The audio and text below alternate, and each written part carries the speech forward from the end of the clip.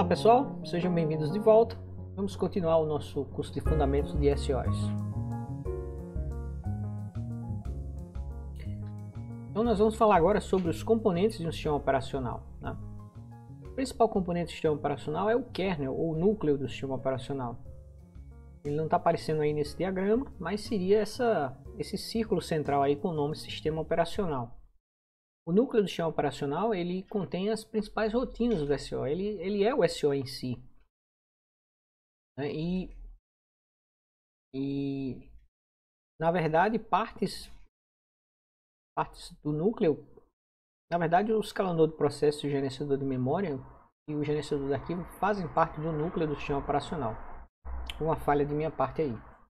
Eu não representei o núcleo aqui, apenas disse o nome do sistema operacional e mostrei os 4 principais componentes de um SO. Então, escalonador de processo, gerenciador de memória e gerenciador de arquivos, eles juntos formam o núcleo do sistema operacional. A Shell já é um programa utilitário, então aquela linha de comandos preta lá com aquele sinal lá piscando, né? Vou mostrar uma Shell aqui do Linux para vocês não acharem que eu sou preconceituoso com o Linux, né?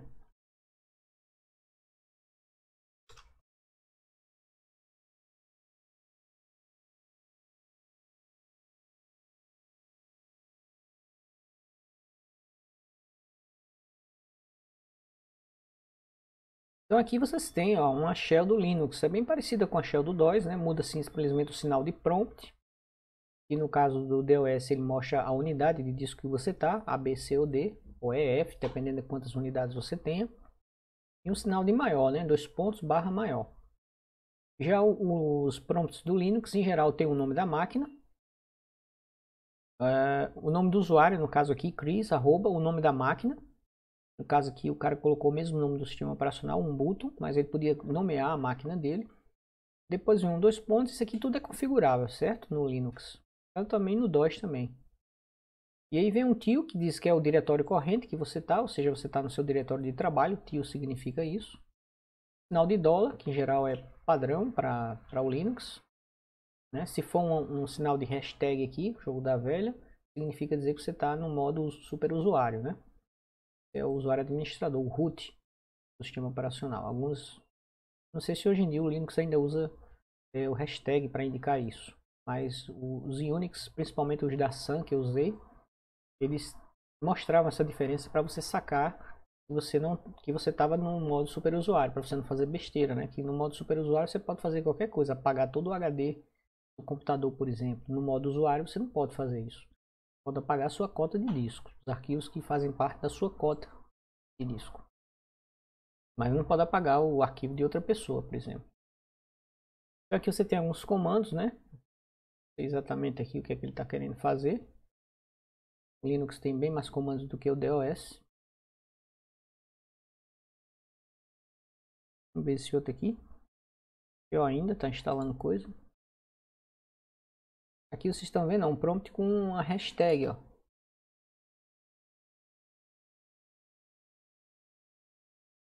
Vixe Maria, é um Linux do Windows. Não, eu quero uma coisa mais. Então aqui você tem vários comandozinhos, né? Comando echo, por exemplo, que simplesmente ecoa o caractere que tiver depois dele entre aspas. String, na verdade, que tiver depois dele entre aspas, na console. Então echo this is some text vai imprimir this is some text na console. Ok? Não sei porque está imprimindo sempre this is some text, mas é um dos comandos do Linux.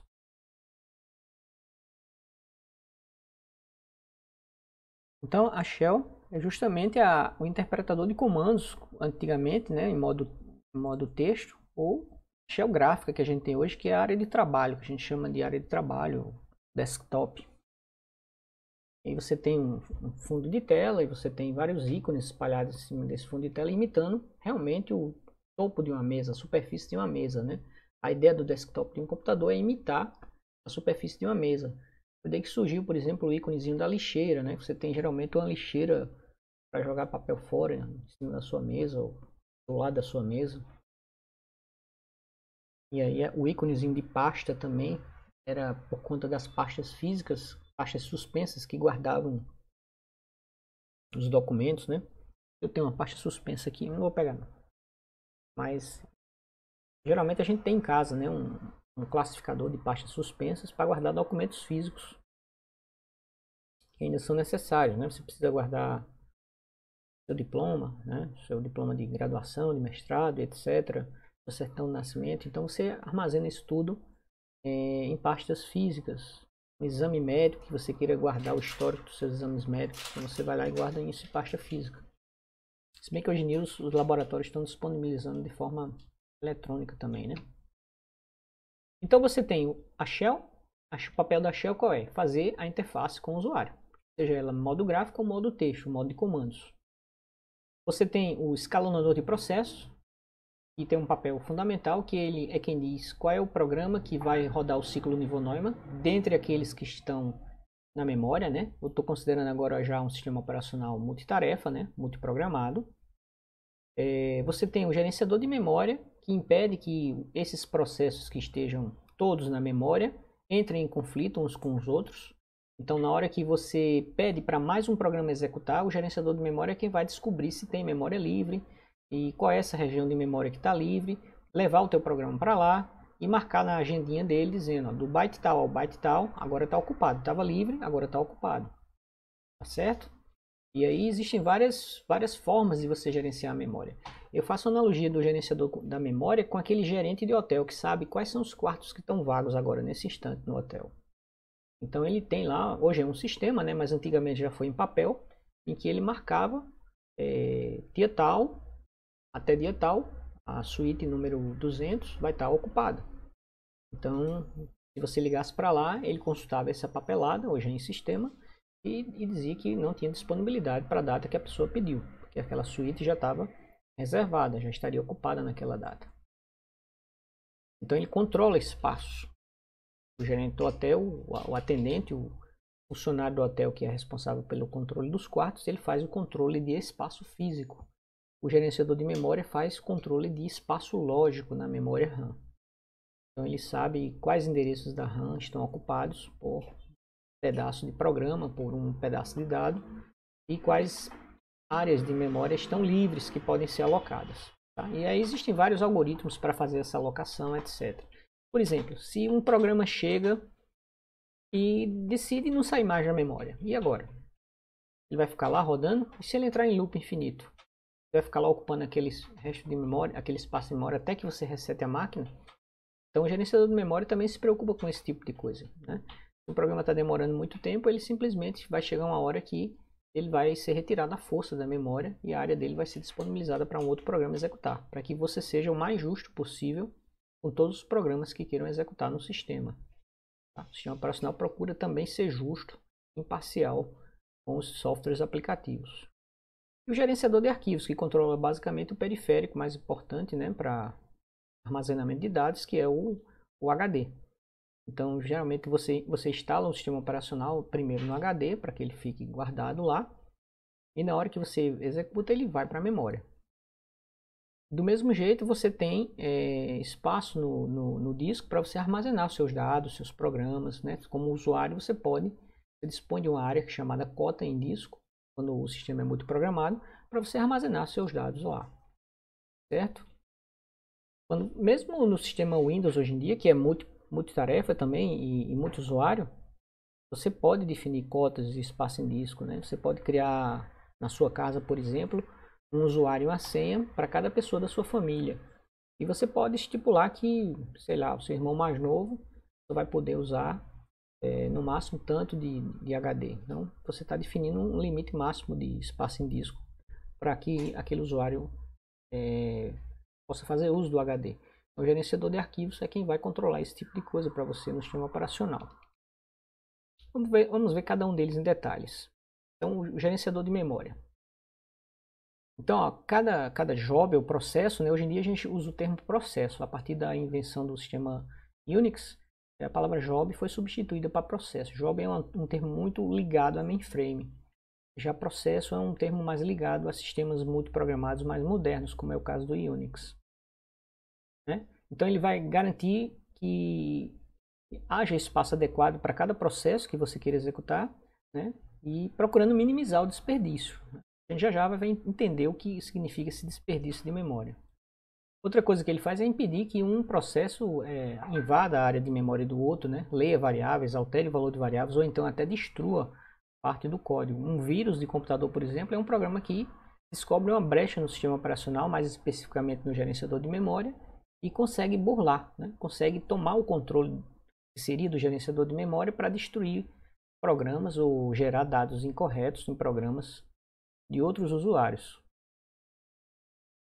Ele também controla programas cujo tamanho em bytes é maior que o tamanho da memória física, né? Vocês já pensaram, por exemplo, que aquele joguinho que tem várias fases, com várias cenas, vamos supor um jogo de primeira pessoa, de tiro, né? A quantidade de bytes de um jogo desse, geralmente, é muito maior do que a quantidade de memória que você tem instalado no seu computador. Então vamos supor que você tem 8 GB de memória instalada, e esse jogo completo possua, sei lá, 240 GB. Né? Quando você baixa ele na internet ou você comprou a mídia, você ainda vende o jogo em CD, em DVD, mas um DVD contém muito mais espaço em memória do que a quantidade de memória instalada real na sua máquina. Então você tem lá o seu computadorzinho com 8 GB, 16 GB, e o seu jogo tem 120 GB. Então o seu jogo todo não cabe na memória. E aí, como é que faz? Então o gerenciador de memória, ele não traz o jogo todo para a memória, ele traz um pedaço. Você não vai estar em todas as fases ao mesmo tempo, você vai começar na fase 1, para que vai trazer a fase 20? Né? Para que você vai trazer para a memória aquela parte do programa que controla as armas que você pode dispor, se aquela arma só vai estar disponível na fase 12. Certo? Então, o gerenciador de memória, ele traz a parte inicial do jogo para você começar a jogar. À medida que você vai avançando nas fases, ele vai jogando fora aquela parte do programa que você já passou e vai trazendo novos pedaços de programa para a memória. Então, isso é um conceito moderno de gerenciamento de memória chamado de paginação. O sistema operacional ele já tem que vir com esse conceito implementado. Tá? Existem várias estratégias de você gerenciar a memória, né? O gerenciador de memória evoluiu assim, junto com o sistema operacional, desde o sistema de particionamento até o sistema de paginação com e sem swap, né? Nós vamos ver rapidamente aqui esses tipos de gerenciamento de memória. Primeiro é o particionamento sem swap. Então, como é que funciona o particionamento sem swap? Essa é a forma mais fácil de gerenciar a memória. Você pega a memória completa, livre, a memória que ficou livre depois que o SO ocupou o seu espaço na RAM, e divide ela em seções de tamanhos variados. Então, você define vários blocos de 10 MB, depois vários blocos de 30 MB, depois vários blocos de 100 MB. Tá? Você pega a sua memória de 8 GB, vamos supor que sobrou aí 7 GB, 5 GB, 6,5 GB de espaço para os seus programas, e você divide esses 6,5 GB em espaços de tamanhos diferentes, para caber em programas de tamanhos diferentes. Então é um gerenciamento bem fácil de implementar. Tá? E aí o sistema de gerenciamento de memória, quando um programa pede para ir para a memória, você dá 2 cliques lá no ícone dele, vamos supor, né, numa shell gráfica, o sistema operacional diz, opa, tem um programa querendo rodar, querendo executar, então temos que transferir para a memória. O gerenciador de memória precisa que você aloque espaço para ele. Então o gerenciador de memória vê o tamanho do programa e vê qual é a partição que ele se encaixa melhor com o menor desperdício. O gerenciador de memória joga ele na maior partição, por exemplo, né? A partição o programa tem, vamos supor, 2 MB. E você joga numa partição de 100 MB, você desperdiçou 98 MB. Se você joga numa partição de 10 MB, você só está desperdiçando 8 MB. Tá? Então você aloca o programa de acordo com a partição que tem o melhor espaço para reduzir o máximo o desperdício. Né?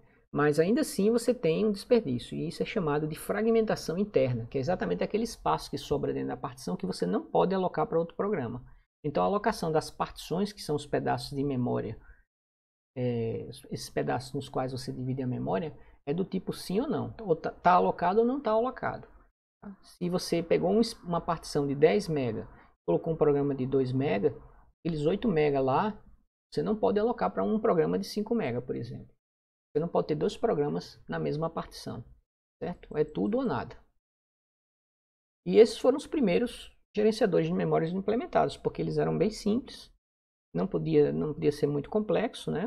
As máquinas tinham pouca memória, portanto, os sistemas operacionais tinham que ser menores ainda. Porque se o sistema operacional fosse muito grande, ia sobrar pouca memória para rodar os programas aplicativos. Então, por conta disso, os componentes dos sistemas operacionais tinham que ser bem simples, né? Tinham que ser algoritmos muito simples, e aí essa é uma forma de alocação bem simples. Tá?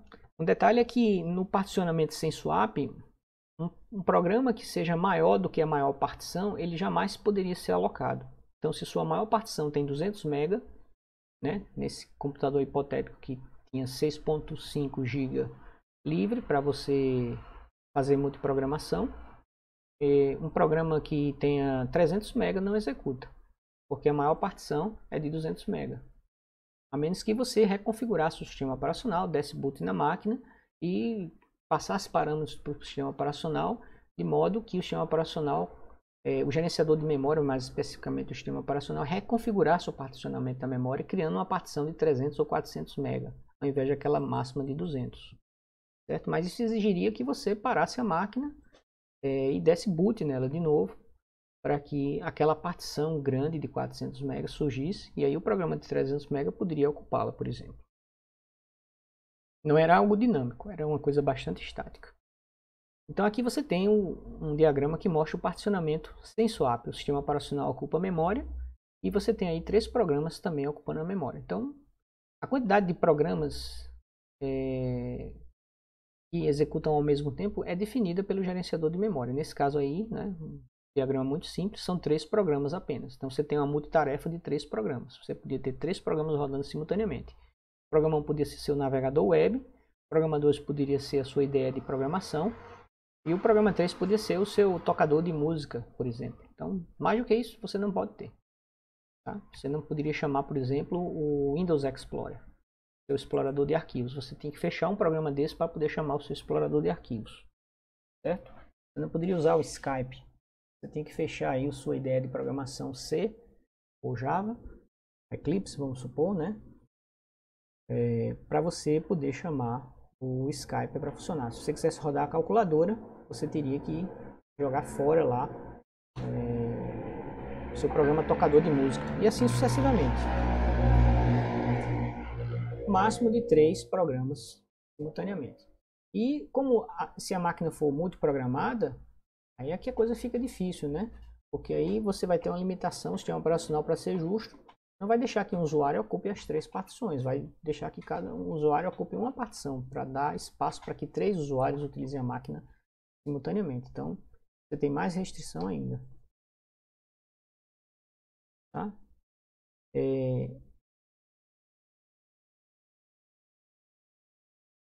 Então, particionamento sem swap, a memória é dividida em seções de tamanhos iguais, né? Essas seções são chamadas frames. Desculpa, agora é paginação, né? Eu estava lendo partição aqui. E a paginação sem swap é outra técnica mais moderna do que o particionamento, é a paginação.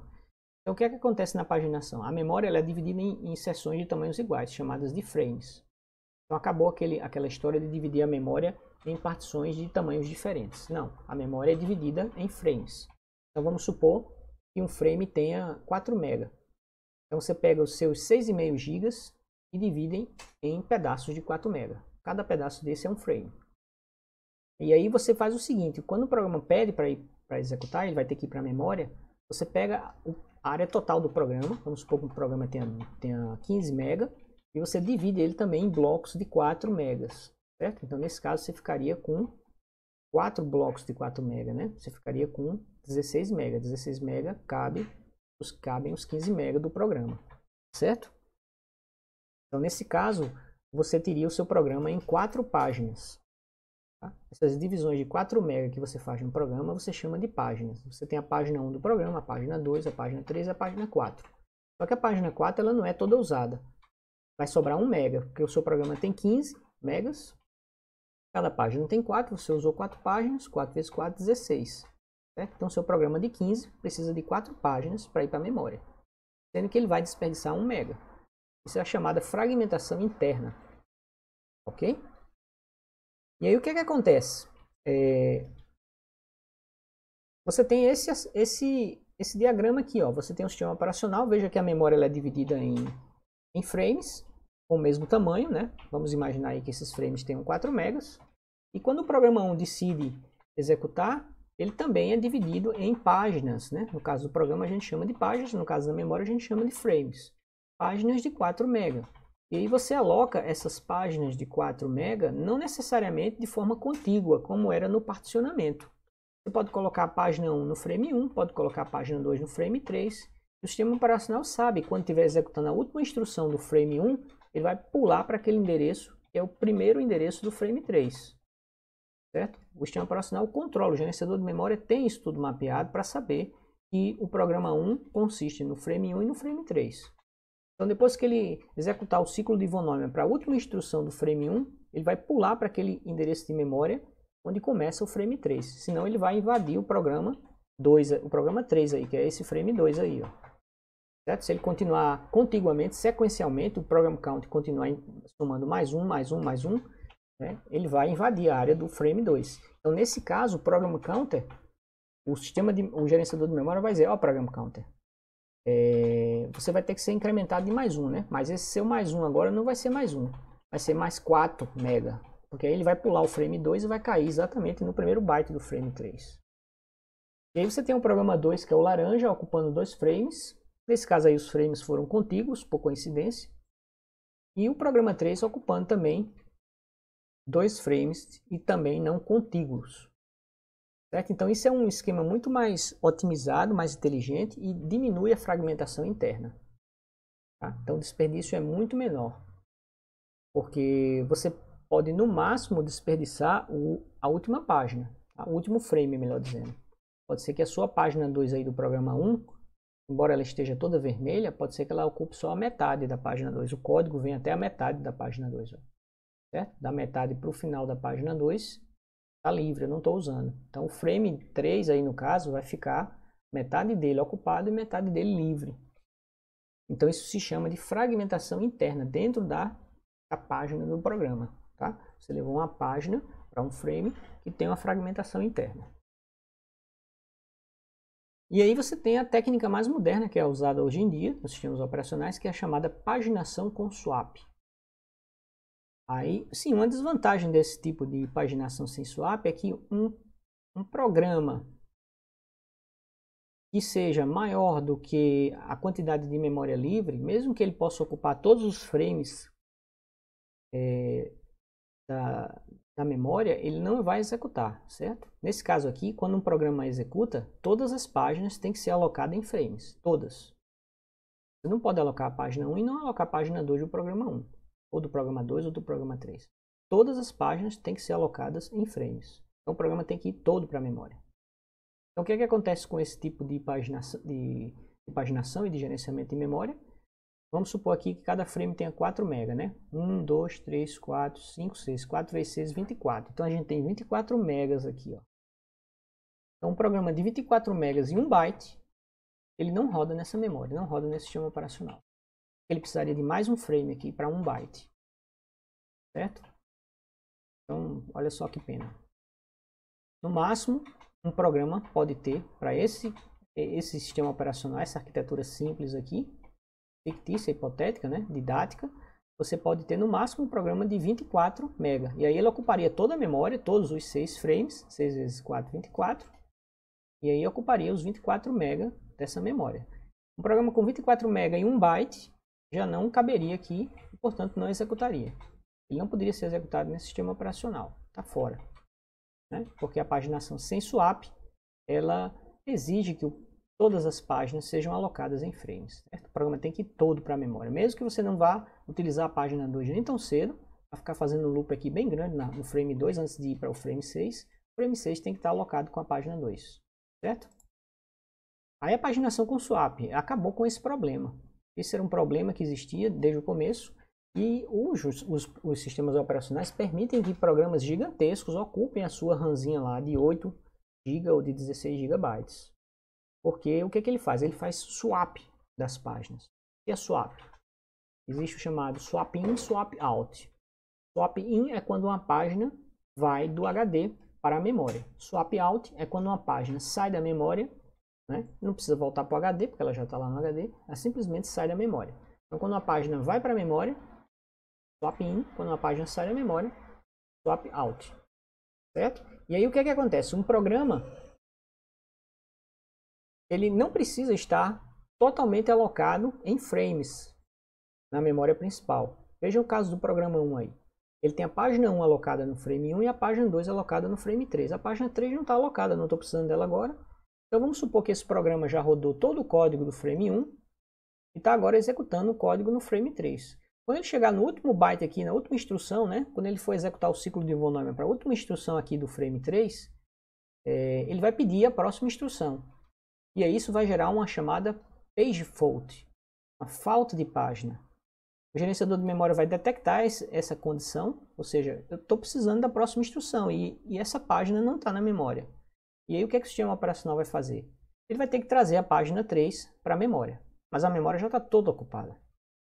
Veja que o programa 3 ocupou já 2 frames, o programa 4 que foi particionado em 4 páginas, ó, né? Cresceu aqui dos últimos slides para cá, está ocupando 2 frames, mas a memória em si ela já está toda ocupada, né? Todos os frames estão ocupados por páginas de algum programa.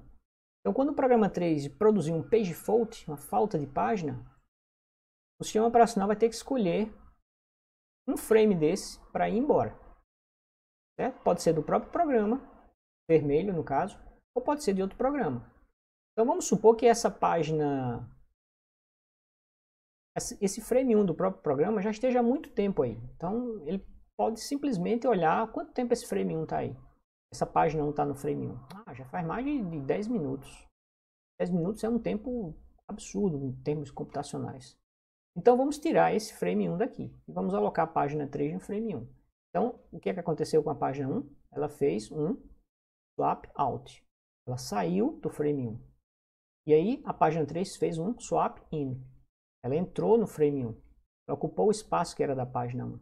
E aí a instrução pode prosseguir agora nesse primeiro byte do frame 1. Ele pula para o último byte do frame 3 e a máquina de von Neumann vai ser alocada para rodar o ciclo de busca, decodificação e execução de instrução e do frame 1, certo? Do primeiro byte do frame 1, que na verdade é o byte seguinte ao último byte do frame 3. Então veja que o programa não precisa ficar contiguamente alocado em memória, não precisa estar totalmente alocado em memória, e ele pode ser maior do que o tamanho máximo da memória, tá? Porque ele vai sendo trazido por partes, por páginas. E à medida que uma página precisa de uma instrução que está numa página que não está na memória, ele provoca um chamado page fault, e o gerenciador de memória então passa a decidir, a rodar um algoritmo em que ele vai escolher uma página para deixar um frame do mesmo programa de um outro programa. E aí existem várias técnicas que vocês vão aprender na disciplina de sistema operacional para fazer a paginação com swap. Certo? Existe uma técnica famosa chamada de round robin, que eu acho que ainda hoje é utilizada pelos sistemas Linux e compatíveis. Então, isso aí é uma breve introdução sobre o gerenciamento de memória de sistemas operacionais. Tá? Não vou entrar em mais detalhes, porque vocês vão ter uma disciplina somente de sistemas operacionais, que vocês vão ver os algoritmos com bastante detalhes, tá bom? Isso aqui são só fundamentos. Um outro componente do sistema operacional é o escalonador de processos. Se o gerenciador de memória cuida da memória, o escalonador de processos cuida da CPU. Então, o escalonador de processos ele vai decidir quem é que vai executar no momento. Então você vê aqui, ó, essa memória aqui com swap. Você tem vários programas executando aí. Vamos supor que ele está executando aí o frame 3 do programa 1. E aí, depois de executar por tantos milissegundos, né? Time sharing significa isso. Você executa por uma fatia de tempo. Você tem a minha atenção, eu, a CPU, por uma determinada fatia de tempo. Esgotou aquela fatia de tempo, eu vou dedicar a mesma fatia de tempo para outro programa que esteja em memória. Qual o programa agora? Eu estou no programa 1. Né, que está executando aí a página 2 no frame 3. E agora? Eu vou executar qual? Vou executar o programa 2? Eu vou executar o programa 3? Vamos supor que o programa 2 já começou. Ó, a página 1 já nem está mais na memória. Então, ele já está bem avançado. Ele já carregou 2 páginas, está no frame 5. Vamos supor que a última vez que o programa 2 recebeu a atenção da CPU, recebeu uma fatia de tempo, né? Um quantum da CPU, ela estava executando uma instrução, ele estava executando uma instrução no frame 5, certo? Então, eu estou executando agora o programa vermelho no frame 3, e aí acaba a fatia de tempo do programa vermelho no frame 3. Eu posso alocar de novo para o programa laranja, e aí continuar executando a próxima instrução no frame 5, até que ele conclua, gere um page fault e traga a página 4 para a memória. Ou, por que não o verde? Por que não dar um quantum da CPU, né, que é como é chamado o tempo que você dá para um processo executar, a gente chama de quantum. Então, por que não dar um quantum da CPU para o programa 3 em vez do programa 2? O que o programa 2 tem de melhor do que o programa 3? Só porque ele tem 4 páginas? Só porque ele está mais tempo? Só porque ele é maior? Então, o escalonador de processo, ele roda um algoritmo para ver, ele pode estar mais tempo. Ou então, ele pode ser um programa que chegou mais recente. Então, vamos dar prioridade para os mais recentes, porque eles terminam logo, etc. Ele executou muita operação de entrada e saída. Então, esse é um programa que ele deve ter uma prioridade rebaixada aí, porque o programa 3 até agora não pediu nenhuma operação em disco, não gravou nenhum arquivo, nem leu nenhum arquivo em disco. Já o programa laranja, programa 2, vive escrevendo e lendo do disco. Então vamos baixar a prioridade dele, porque ele vai demorar muito. Se a gente colocar CPU muitas vezes para ele, ele vai executar muita operação de entrada e saída, e isso aí vai ficar gerando overhead na CPU, porque a CPU vai ter que ficar escolhendo outro processo para executar, né? O SO vai escolher outro processo para executar. Então, cada vez que o SO assume a tarefa de escolher em qual lugar da memória ou qual processo vai rodar, quem está rodando nesse caso é o kernel do SO. Então, você tem a máquina dedicada para fazer uma coisa de gerenciamento, um aspecto de gerenciamento da máquina, e não um propósito final da máquina. Tá? Então, esse frame 1, vamos supor que fosse uma simulação da física. O frame 2 é um programa burocrático da universidade, de folha de pagamento. E o programa 2 fosse um programa de um aluno de ciência da computação, né, que está no último período, lá desesperado, rodando lá o programa dele, que vai ser o relatório de estágio final de conclusão do curso. Certo? Então, em alguns momentos em que você precisa alocar espaço para esses programas e escolher quem é que vai executar, você, na verdade, quem está executando, quem está ganhando a atenção da CPU é o sistema operacional, que é um programa chamado de não preemptivo. O kernel do sistema operacional é não preemptivo. Não preemptivo significa dizer, ele não tenha essa história de quantum de tempo, ele executa quanto ele precisar. Tá? Quantum é para os programas meros mortais, o sistema operacional é não preemptivo. Ele executa quanto tempo ele quiser. Certo? Já os programas aplicativos, 1, 2 e 3 aí, eles são chamados de programas preemptivos. O que é preemptivos? Eu posso retirar a CPU de você por alguma razão. Porque acabou o seu quantum de tempo, ou porque você foi fazer uma operação muito lenta de entrada e saída, por alguma outra razão qualquer. Certo? O usuário pode ter dado um Ctrl+C lá, um Ctrl+Z, e solicitado ao sistema operacional, clicado no xzinho da janela, vermelho, solicitado que o programa, ou chamado Ctrl+Shift+S, que no Windows, né, que ele abre o gerenciador de tarefas, você clica numa tarefa e finalizar o processo. Então você está, na verdade, encerrando a execução daquele processo. Bem no meio do momento em que ele estava fazendo o ciclo de von Neumann ali, você mandou o sistema operacional interromper, né, o ciclo de von Neumann para aquele programa. Então existem várias razões pelas quais um programa pode deixar de receber a atenção da CPU. Né? Acabou o quantum de tempo, foi fazer a operação de entrada e saída, ou então recebeu uma instrução de interrupção externa. Né? Na época de mainframe a gente chamava isso de abendar o job, interromper o job. Certo? Então, para resumir bastante, o escalonador de processo ele tem várias filas de processos. Então você tem a fila do processo que está executando. Nesse caso, essa fila ela é unitária. Somente um processo executa por vez em uma CPU. Claro, se a CPU for multicore, você pode ter uma CPU octa-core, por exemplo. Então você pode ter 8 processos executando simultaneamente na CPU. Certo? Mas não são tantos assim, né? A quantidade de núcleos nas CPUs não chega nem perto da quantidade de processos que você tem na memória. Você tem centenas ou milhares de processos na memória e as CPUs elas têm 8, 10, 12 núcleos no máximo. Não sei qual é a CPU que tem a maior quantidade de núcleos, mas não passa de dezenas, certo? enquanto que os processos residindo em memória passam das centenas ou milhares. Então essa fila daí vamos considerar um processador monocore, uma CPU simples, então vai ter somente um processo na fila executando. Na fila de pronto significa que o processo está pronto para receber a atenção da CPU, está só esperando que a CPU seja alocada para ele. Então na hora que você dá 2 cliques em um ícone na sua área de trabalho, o programa vira um processo, ou seja, ele é alocado em memória e o sistema operacional coloca ele na fila de pronto. Vai esperar agora chegar a vez dele receber um quanto de tempo para executar na CPU. Certo? E aí nessa fila existem vários processos além dele. E você pode ter um processo no estado bloqueado. Bloqueado é, o processo estava executando, né? O ciclo de von Neumann estava sendo executado para ele, a CPU estava dedicada a ele, ele estava dentro do quanto de tempo dele, mas ele pediu uma operação de entrada e saída. Ele pediu para usar um controlador, usou uma interrupção para ir ler um leitor lá, um sensor de temperatura, um hardware específico. Então o sistema operacional ele retira, ele não vai esperar você fazer essa operação, ele simplesmente cancela, né? Tira, como é preemptivo, você deixa de receber a atenção da CPU naquele instante que você solicitou aquela operação e vai para o estado bloqueado. Espere aí aguardar a sua operação complicada, a sua operação demorada de leitura escrita. Quando terminar, você volta para a fila de pronto, para um dia você acender a fila de executando. Tá? Em executando, a gente só tem um processo por vez. Vamos considerar uma máquina monocore. Então você tem essa máquina de estados aí, ó. Você tem vários processos na fila de pronto. Você pode ter vários processos na fila de bloqueado, aguardando uma operação de entrada e saída, né? A leitura do dado de um HD chegar.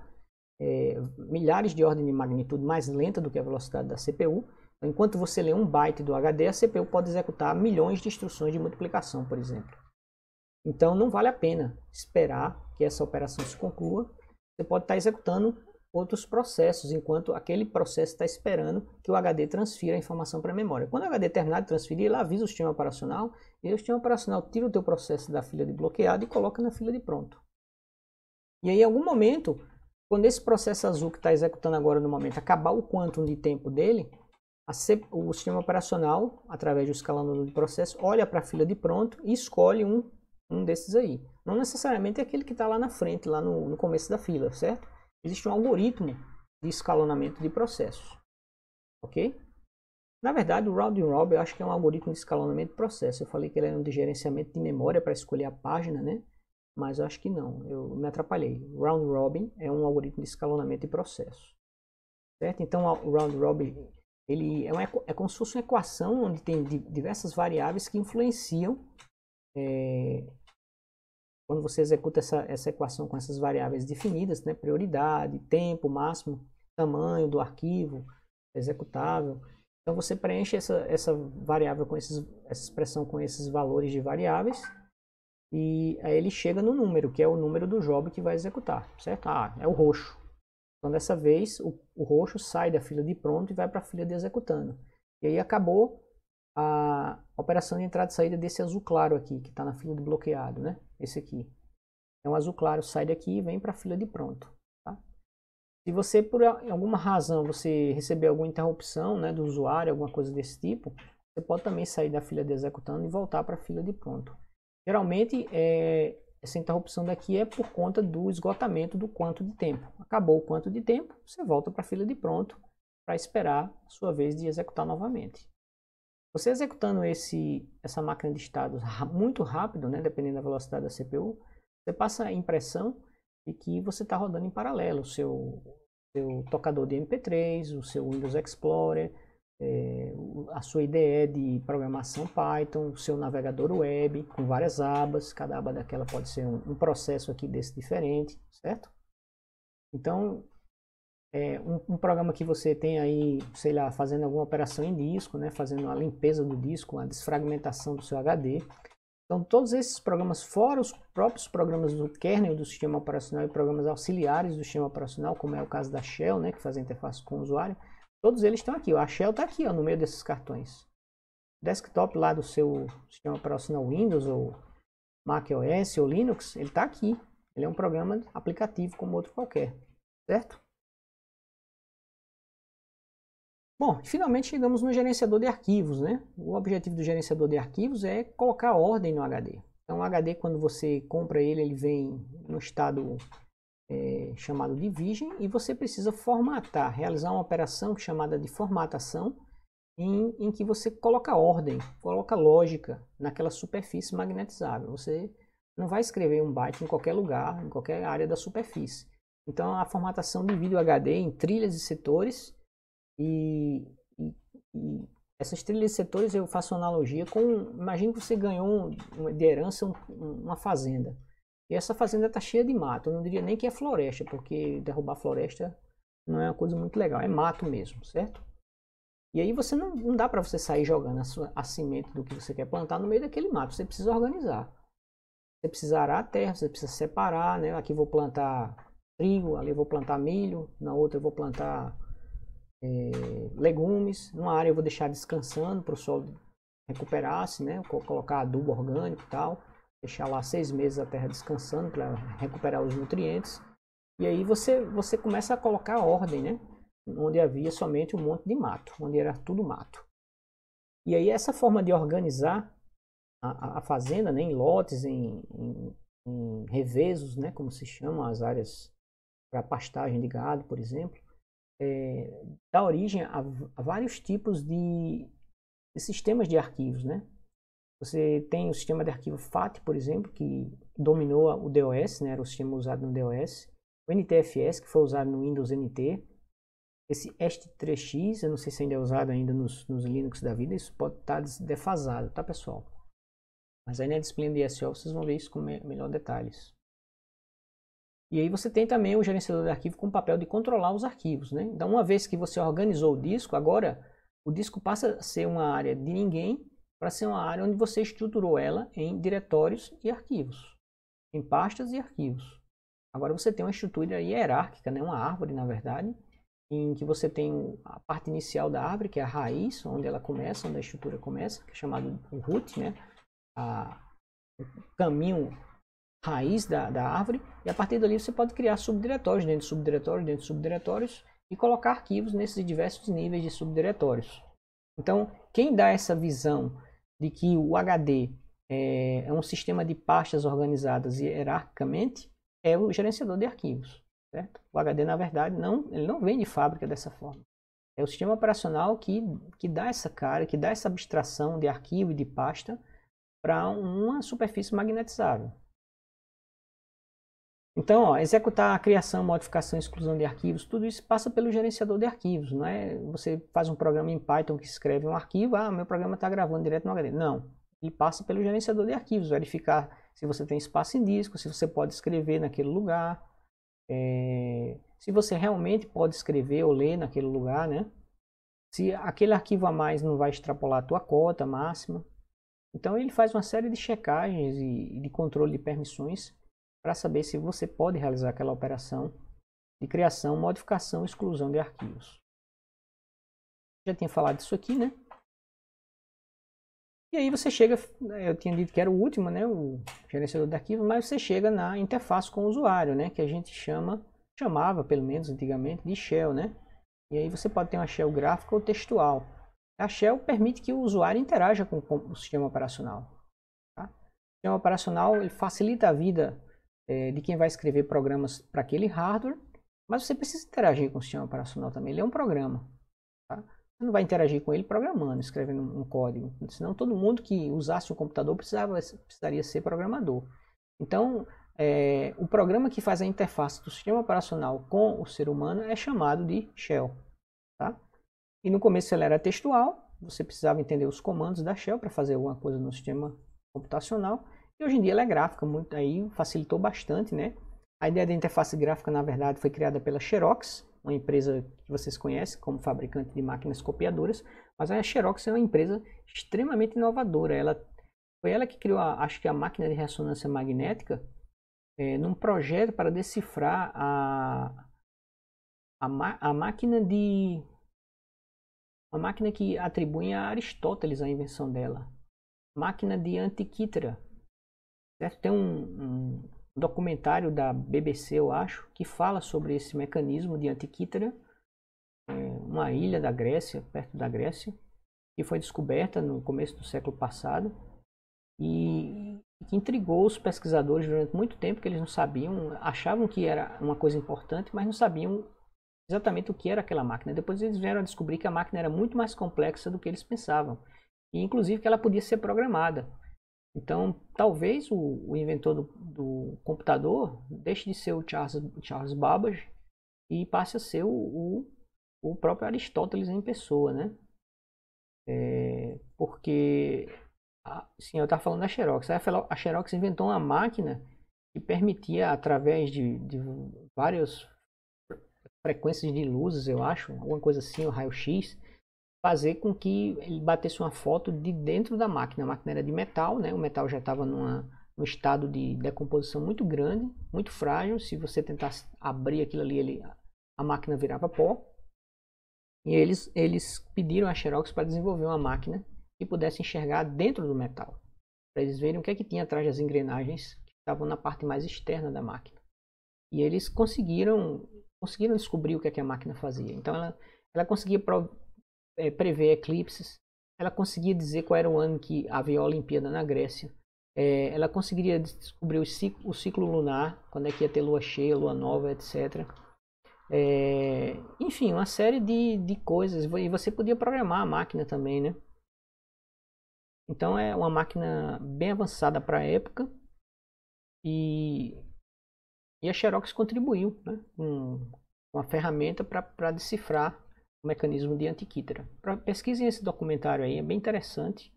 Eu acho que eu tenho um link nele na parte de introdução, na parte de história da computação, do computador.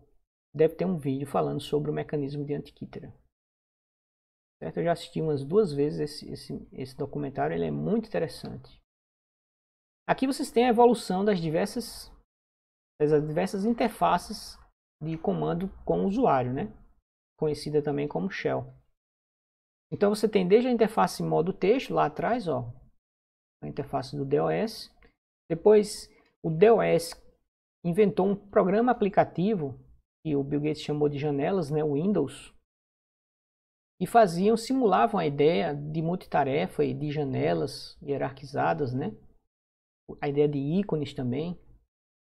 Aí nessa época os computadores já possuíam um dispositivo apontador como o mouse, né? E esse programa Windows, ele na verdade não era um sistema operacional, ele era um programa do DOS. Você precisava do DOS, o DOS era o sistema operacional, você precisava dele para rodar esse programa Windows. E aí finalmente em 1995, o Windows ganhou o status finalmente de sistema operacional, porque você ligava a máquina e o Windows é quem dominava a máquina. Antes não, você ligava a máquina e era o DOS que dominava a máquina, e aí você chamava um programa aplicativo Windows. E tornava o uso da máquina muito melhor do que usando diretamente o interpretador de comandos. Tá? Então em 95, a Microsoft finalmente, depois de muita reclamação e de muita piada, lançou o seu sistema multiusuário e multitarefa, que é o Windows 95. Tá? Antes o Windows era só um programa aplicativo rodando sobre o DOS. Então ele simulava a multitarefa e tal, mas ele não era multitarefa de fato. Certo? Aqui você tem a interface mais moderna aqui do Windows 10, né? Para vocês verem a evolução aqui da Shell ao longo do tempo. Isso para a computação pessoal, certo? A mesma coisa aconteceu também em computadores de grande porte, que hoje em dia basicamente utilizam Linux, né, como sistema operacional. Antigamente utilizavam o Unix, alguns ainda hoje devem utilizar alguns tipos de Unix que ainda existam. Mas você tem também interfaces gráficas que você pode carregar. Embora os bons programadores mesmo, eles gostem de trabalhar mesmo na tela de comandos, certo? Sem mouse, ainda por cima. Então,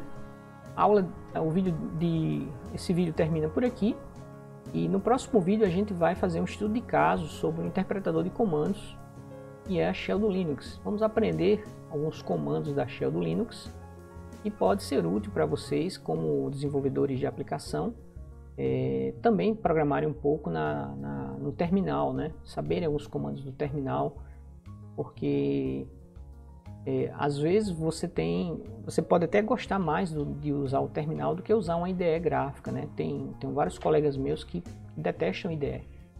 A IDE é aquele software que você chama que já tem o editor, o debugger, uma série de atalhos para você compilar e executar o programa sem precisar você ir para a janela de comandos, certo? Só que os programadores raiz, vamos dizer assim, eles gostam mesmo da linha de comando, né? Inclusive nos filmes, quando você mostra um programador fazendo alguma coisa, mostra geralmente ele digitando comandos, né? Não mostra ele arrastando o mouse de um canto para outro, não, certo? Isso fica para os programadores Nutella. Então, pessoal, por esse vídeo é só. No próximo vídeo a gente vai falar um pouquinho sobre Shell Linux, tá bom? Até lá!